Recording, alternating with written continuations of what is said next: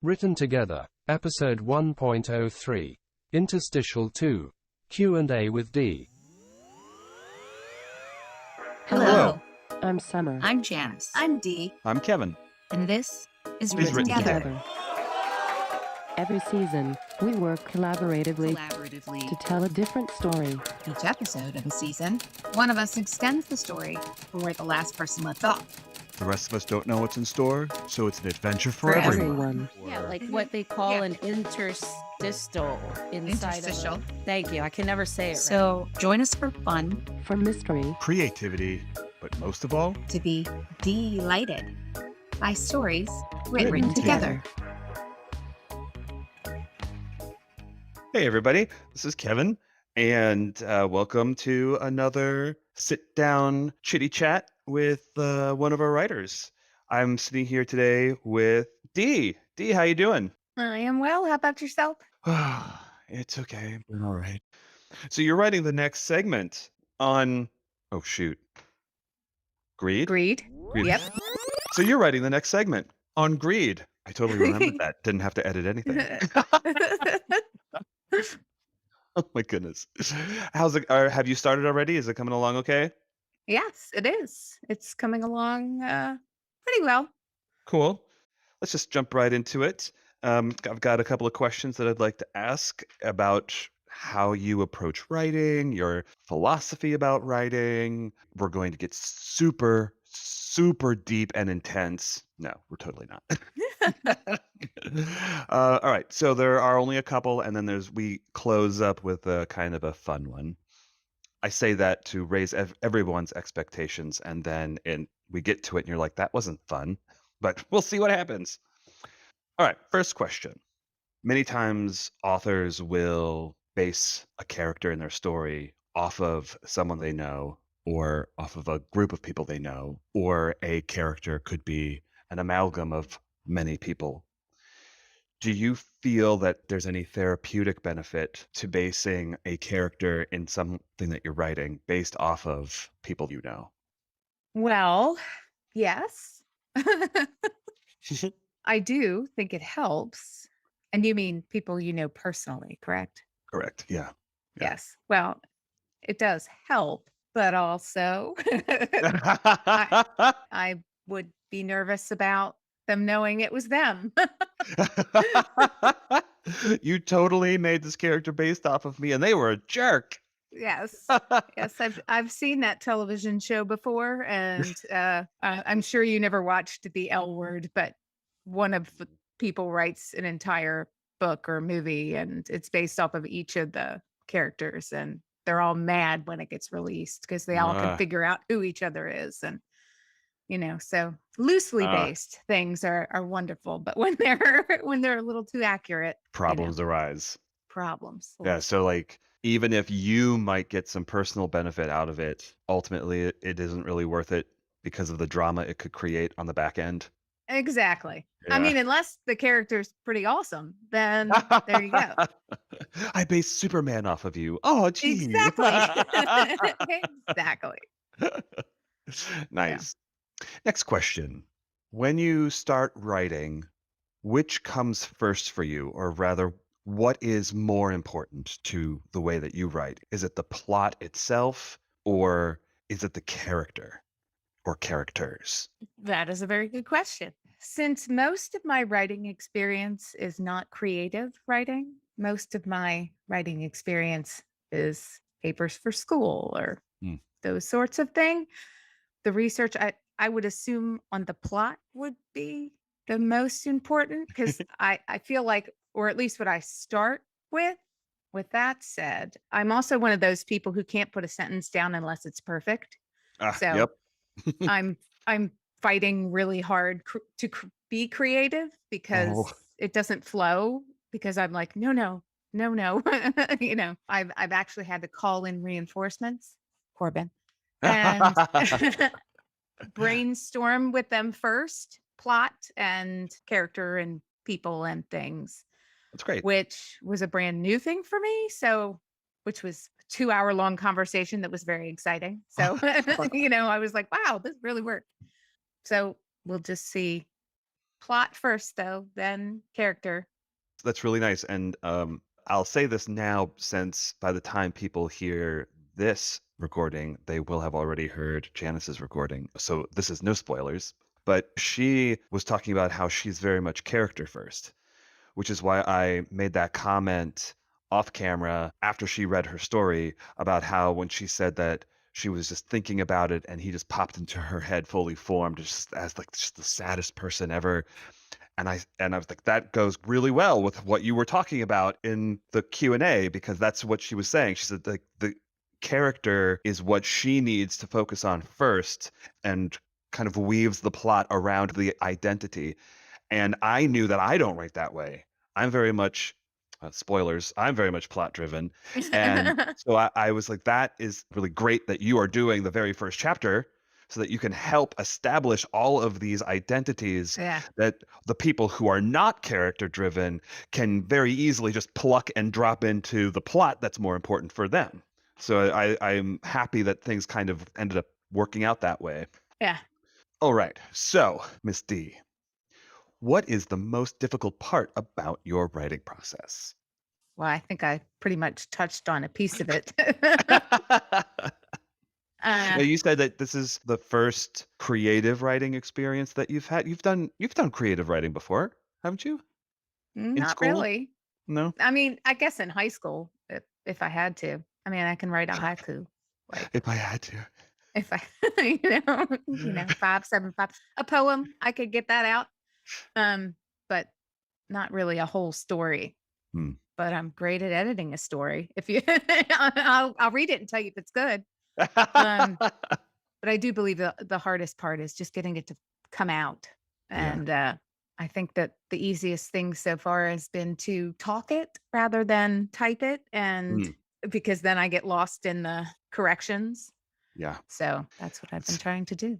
So then it's the very idea of getting that creativity out of your mind and onto the paper is what you're saying, like that Is the biggest hardest. hurdle for Yeah. you. Without judging it too harshly. Yeah. Oh, I feel So you. I mean, it's definitely an insecurity. No one's going to like this sort of thing, but Oh, I mean, no, you got to go no. for it, but Is it you really got to that, or try. is it more the perfectionism that you were talking about That's, before, about how yeah. I can't put it down unless it's absolutely perfect? Yes. What do you mean it's not Lord of the Rings? Why haven't am I not able to just bust that out and like but Yeah. people have editors that go pass and pull things out and move things and that's the way I have to look at it. So, Yeah. Yeah. And we're just talking about something that you'll then be reading from, and whatever we put down in writing, like on the wiki, can be edited 1,000 times over. Even after we put it up on the wiki, you can still be like, oh right. no, I missed a period there. No problem. Boop, there we go. We're not publishing anything. We're not publishing a book. So editing live is fine. Yeah, real time editing. Yeah. Okay. Um, hmm. The wording of this next question is a little, I don't know, presumptive. Please take it more broadly than it was written. Got it. I guess, right? Have you ever traveled as research for any of your books? So, the idea of traveling as a research tool, is that something that you've done even in your professional life for your professional writing, or is it something that you would consider doing or see any value in doing for creative writing? Personally, no, I've never done anything of the sort, but I look at authors I admire and I know that they definitely put themselves in that situation, in that place and soak it up and gather everything that they can from it and that way they can, better do it justice. But Do you see do you ever read anything and immediately get a sense of, you don't know what you're talking about. You haven't been there. yeah, yeah, yeah. Especially since I spent a good time in Hawaii. I hear and see things that are done and I go, all right, sure. Poser. Clearly, yeah, clearly you were there for like 3 days and you have no real idea of the culture or the feel or the whatever. So, yeah, I've definitely felt that. The traveling that I've done has been very self-contained.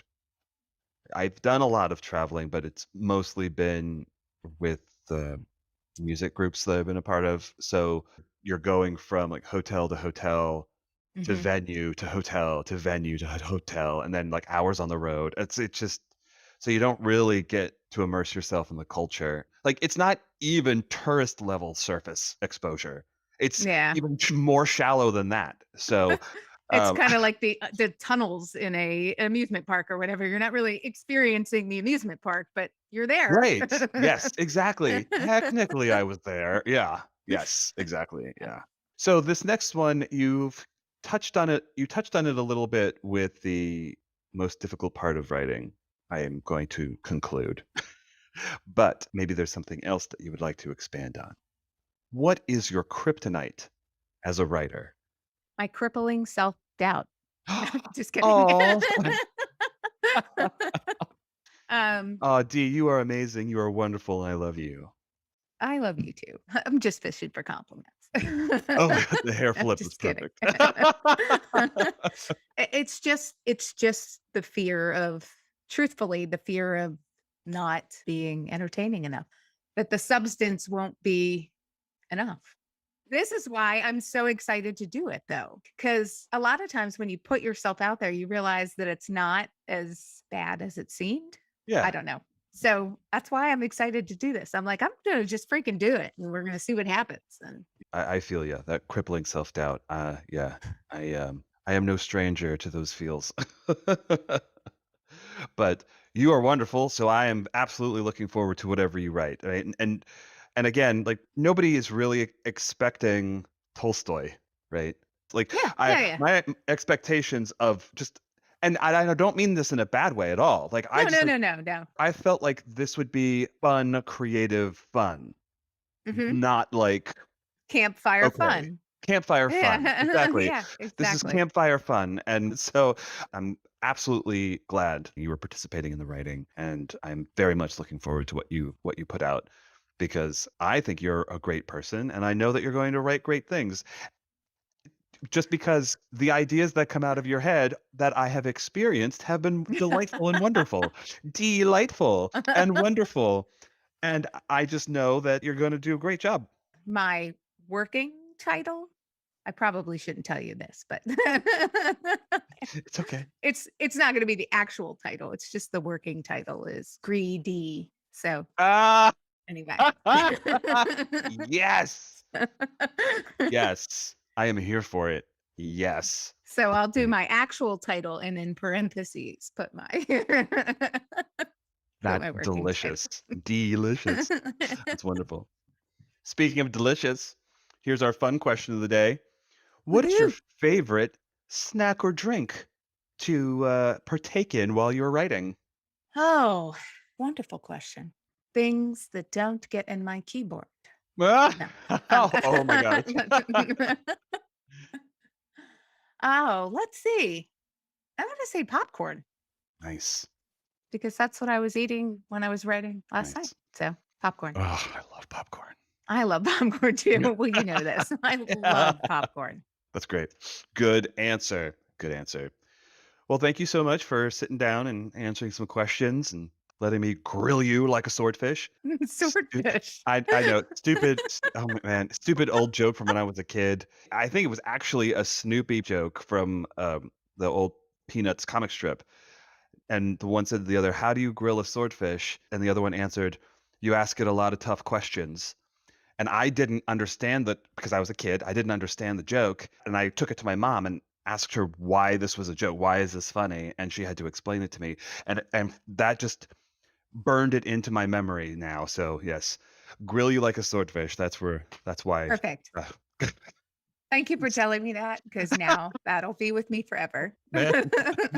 Oh, our poor listeners. They're just rolling their eyes. Okay. If they Well, only knew. if they only knew. Ooh.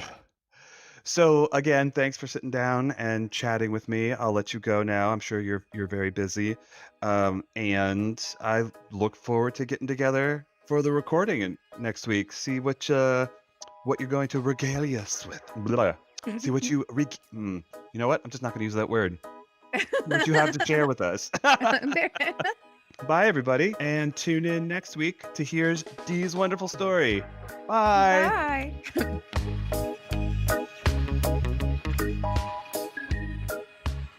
Background music and sound effects courtesy of Zapsplat.